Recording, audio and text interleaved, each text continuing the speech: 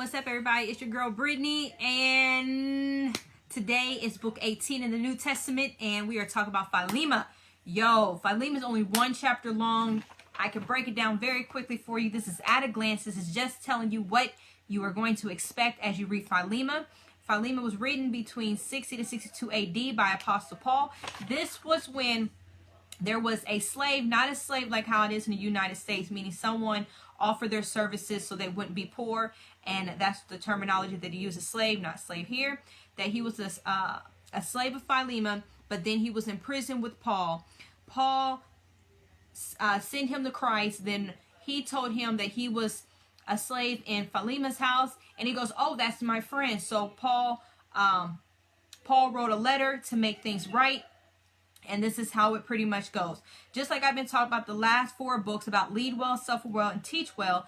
And Philemon, when it says lead well, it's about leading in reconciliation, suffer well in sitting in prison, and teaching well.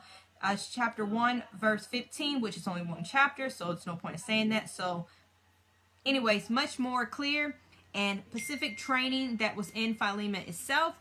And let's see. Philemon was a wealthy person. The major verse was chapter 1, 8 and 9. Again, it's only one chapter, but still need to say it. Verse 1 through 2 is about greeting. Verse 4 through 7 is about personal thank you.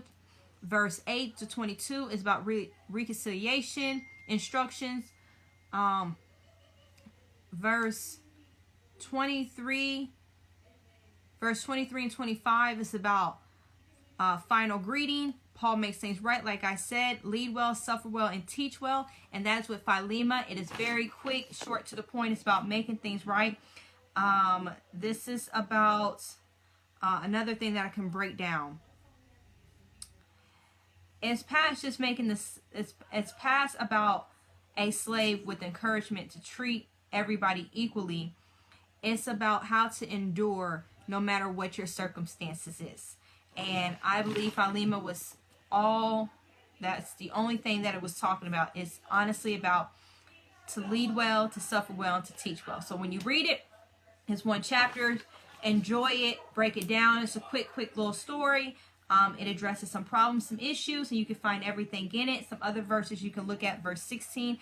And to backdoor that, you can go to verse 16 and go back to verse 6, and that's how it works.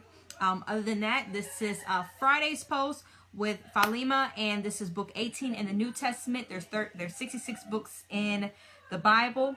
There's 39 in the Old and 27 in the New. And I will see you guys for Saturday and Sunday's posts here in a bit. All right, bye.